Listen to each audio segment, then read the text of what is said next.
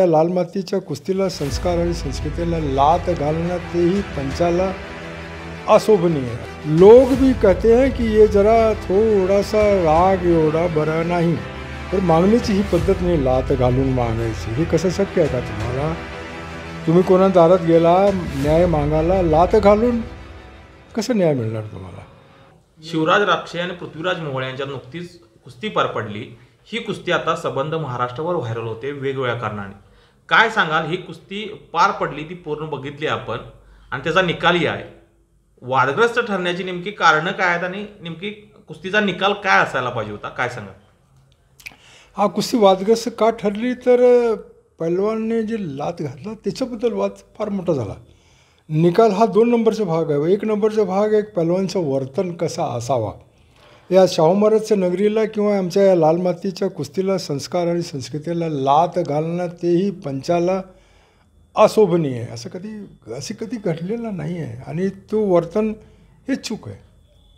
न्याय मागण्याची पद्धत आहे, त्या पद्धतीने तुम्ही न्याय मागितला तर तुम्हाला न्याय मिळू शकते। अन्याय कधी असा होत नाही आणि त्याच्यावर तुम्ही ते लाल असा बॉक्स टाकल्यानंतर ती कुस्ती तिथे थांबते आणि फिल्म पुन्हा मागे पुढे करून ती कुस्ती समाज आणि माध्यम प्रसिद्धी माध्यम सगळ्यांनी बघितलंच ही कुस्ती कशी झाली तर दिसते ना। हे न मागता हा व्यवहार गैर चूक आहे। पंच हा परमेश्वर आहे। पंच हा परमेश्वर आणि परमेश्वरच्या भूमिकेत पंच असताना लात मारणं हे फार मोठं गैर आहे। अच्छा नाही आहे ऐसा ना।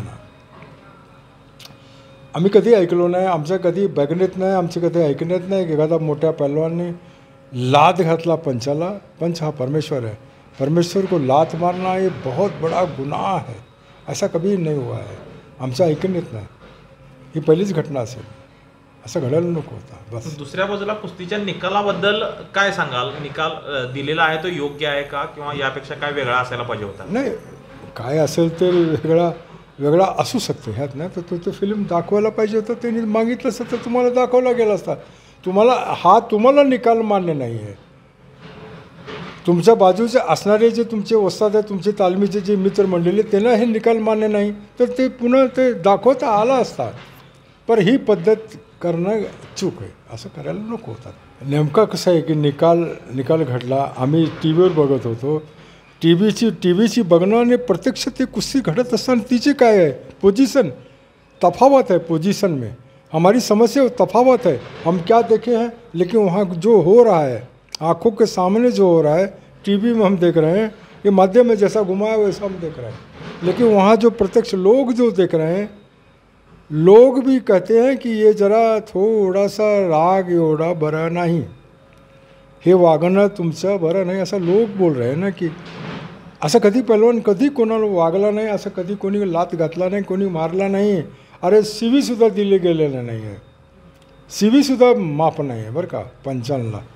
त्या कुस्तीच्या आखाड्यात कुस्ती संपली, आखाड्यात खाली आल्यानंतर बाहेर गेल्यानंतर मग काय सीवी विधीला चालते, पण आखाड्यात नाही। त्या मॅटवर नाही, त्या मातीवर नाही, त्या गादीवर नाही, जिथे कुस्ती चालती तो हनुमंत सम्राज्य आहे।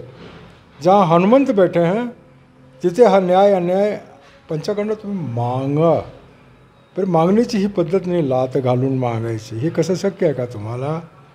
तुम्ही कोणा दारात गेला न्याय मागायला लात घालून कसं न्याय मिळणार तुम्हाला? असंभव। कुस्तीची परंपरा काय सांगते, काय असायला पाहिजे, मल्लानं कसं असतं?